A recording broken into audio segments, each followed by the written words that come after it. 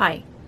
So I went back home for about 3 weeks and I had a great time. It was a very good visit. I managed to do pretty much everything on my wish list of, things to do and things to eat and stuff like that, including going to the beach for a full day. Now, I guess it wasn't exactly a full day just because of the tide and all kinds of other reasons. But I was on the beach for, I don't know, 5 or 6 hours or so. And I learned a valuable lesson.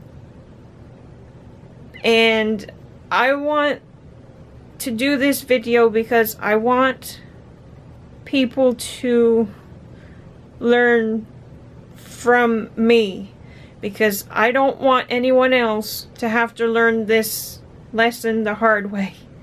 Okay, I got a severe sunburn, and I went on the beach and I expected that I would get a sunburn, but I did not expect it to be as bad as it was. And if you know me at all, you'll know that I don't like to, I like to be covered up. I don't usually wear shorts or stuff like that. But for the beach day, I was wearing a swimsuit. And so I was like more exposed than is normal for me. And as a result of the sunburn, I had to, I couldn't really get dressed, and I had to, one of the main reasons that I haven't, but next time, if there is a next time, I'm pretty afraid now to go out there for any length of time under the sun. But anyway, yeah, the main reason that I don't use sunscreen or something like that is because it triggers my weird thing about chemicals and about stuff on me. And so yeah, but as a result of my sunburn, I had to put, and I'm still needing to put, some aloe stuff on. Thank goodness that doesn't cause me my allergic rash when I touch grass and plants, because aloe vera is a plant. But apparently it's okay on my skin. It doesn't trigger my rash, thank goodness, because it really does help a lot. Anyway, I'm going to show you some photos and I'll do voiceover for the rest of the video. But I just please, even if you're like me, do it. Just put the sunscreen on, or cover yourself up. Wear the silly looking hat, the sun hat, or something. Just do something, please, because it's not fun. Trust me, it's not good if you get a sunburn as severe as mine was. Okay, so yeah. Oh, and one more thing before I start the video, the footage or whatever. If you're squeamish at all or anything like that, you may not want to watch this video. Okay, so because I'm going to show, that's another thing. I'm going to show more of me than I usually do, and it's awkward and stuff, especially now that I'm way overweight. Like I'm heavier than I have ever been. I'm almost at 180 pounds. That's not good. Anyway, so yes, this is awkward and everything, but I really think this is important, and so yeah. Okay, so here we go. Okay, so my sister had the right idea. She was in the shade and she had a nap. And she had a blanket over herself for the whole time. And so she did not get a sunburn at all.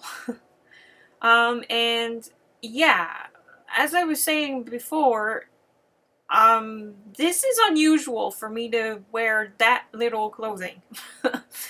But, especially in public. But, it's the beach and I intended to go swimming. I did go swimming, for a while.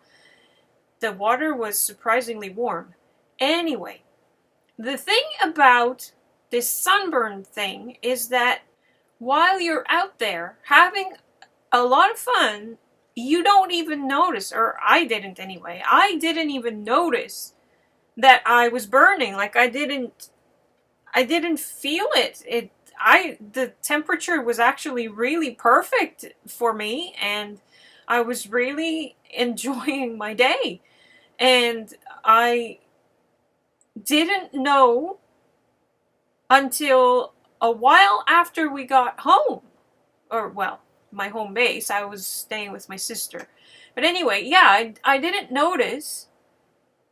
And actually, we had been home for like a little while, like an hour or so, before I started noticing that I felt like I was burning.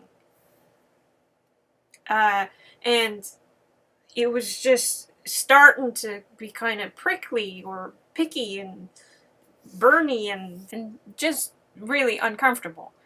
And I had trouble sleeping that night because I couldn't get comfortable. I could only really be on the one side of me and stuff, and like things were really uncomfortable. Anything that touched my back was it was irritating and stuff. And anyway, so the next morning we were headed out. We were about to go visit my mom when all of a sudden I felt really queasy, and I just felt really weird and just not good. And I just had to sit down. And that's when we noticed that my ankle was starting to be swollen. It wasn't too bad at this point. But as the day went on, we ended up not going to visit my mom. She actually ended up coming to visit me there at my sister's. And yeah, my other sister came too. But anyway,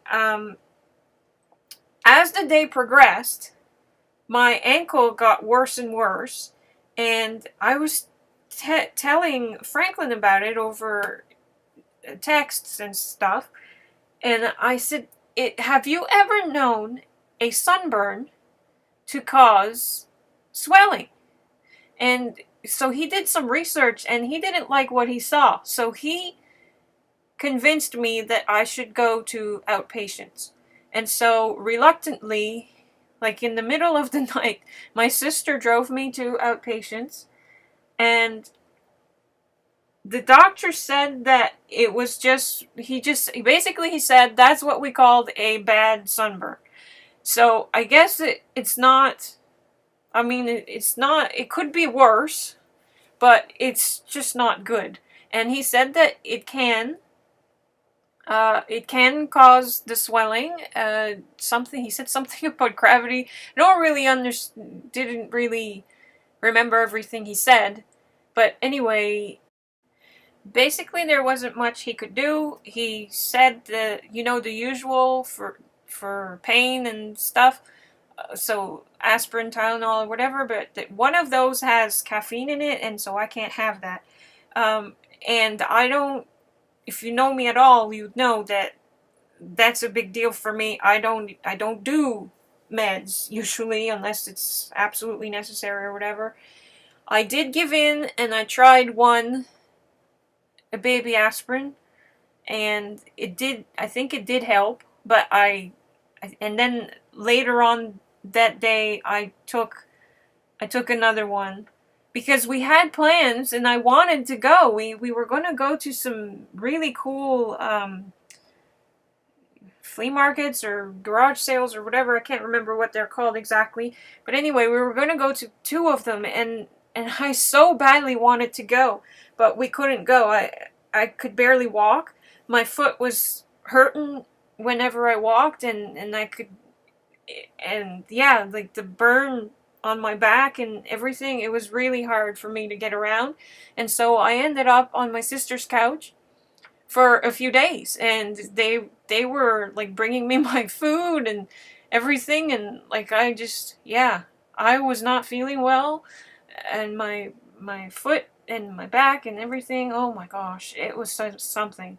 And my sister would put some of the aloe vera stuff on my back for me, and that triggered my thing. So if ever I put it on myself, I have to wash my hands like 5 or 6 times after, just to make sure that I get all of it off and stuff.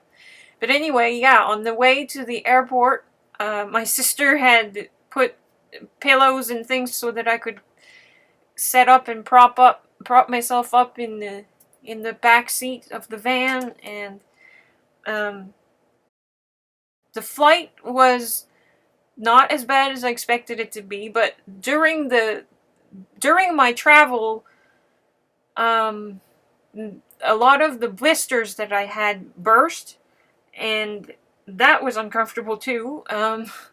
And so yeah, anyway, so when I got home, because Franklin came and got me at the airport and drove me home, when I got home, I basically I stripped down, and Franklin took some of the pictures that you're seeing now, and yeah, eventually, a few days later, it started peeling, and you can see that it was pretty intense peeling.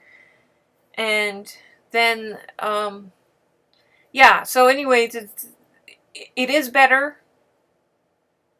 There, today I am peeling again, but not intense like that. But anyway, yeah, I'm peeling again, just small bits.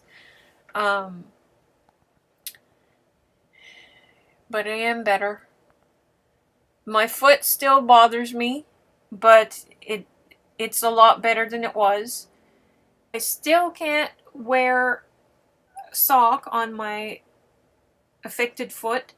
I am starting to be able to wear my shoe, actually wear it for a little amount of time now and then, but still no sock in that shoe.